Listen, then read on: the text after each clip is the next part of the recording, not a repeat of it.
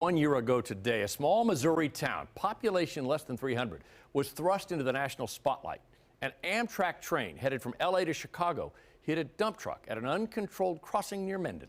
Fox 4's Malik Jackson reported from Mendon for days, and recently he went back and followed up with those who worked around the clock to help the survivors, as well as one man who warned about a tragedy like this years before it happened. These are the temporary tracks that were put on the railroad you see behind me 365 days ago when that Amtrak train derailed. This crossing still closed, a concern for many of the people who live in and around this area. But it is the 4 lives lost and the more than 150 people injured physically, emotionally, and mentally that remains top of mind. Our breaking news coverage continues. An Amtrak train derails near Mendon, Missouri.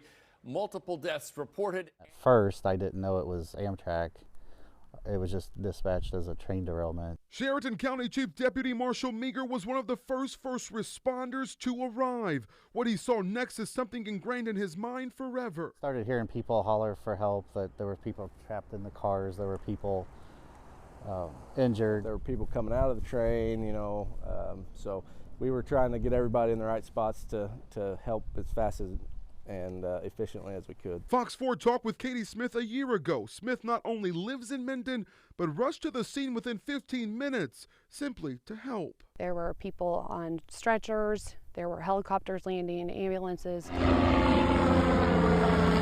In the middle of nowhere in a town with less people in it than the amount of passengers on that Amtrak, Mendon answered the call. 911 dispatch called and said that there was a train derailment, that there were injured passengers. They would like to use the school for a triage center, and they would like to use our buses to transport non-critically wounded. Without hesitation, doing what needed to be done. We all have to rely on each other.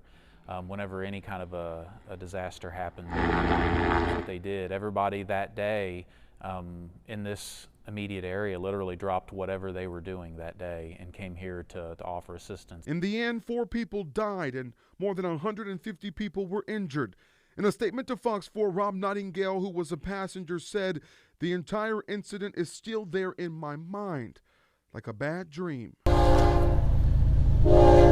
The question is, did those people have to die? Could this have all been prevented? Well, that's the sad part, yes, yeah. Mike Spencer farms nearly 800 acres of farmland that surrounds the north, south, east, and west sides of this crossing. I'm frustrated that I tried to prevent an accident from happening here, knowing that if an accident happened here, we would probably lose our crossing. And he is exactly correct. The crossing till this day is closed.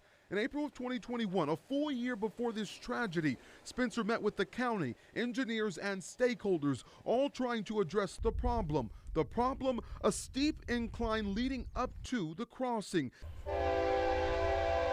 Here you can see a train coming, the line of sight clearly blocked, not to mention the Southwest Chief is shorter.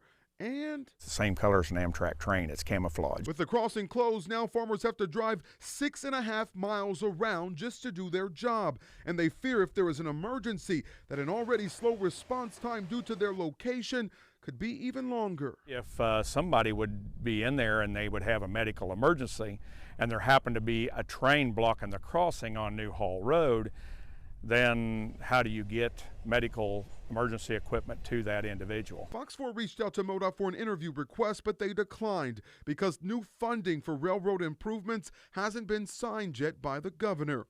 We also reached out to the Sheridan County Commissioner, who Mike Spencer initially went to about his concerns. The commissioner declined our request for comment. Litigation between victims, families of victims, and other agencies is ongoing, and a possible trial could be years away. Deputy Meager says the help from the people of Mendon on that day reminds him that there is good in the world. And that couldn't better describe the people of Mendon, who stepped up and shouldered a load heavier than they were. Yet, they managed to do it. There were a lot of people who needed help, And I think our small community responded to that call, and they did everything that they could with no training, no preparation, no drills. It is right here, this spot on these tracks, where that train derailed. And as cliche as it sounds, 1 year later, there still remains more questions than there are answers. In Minden, Missouri, I am Malik Jackson, Fox 4, working for you.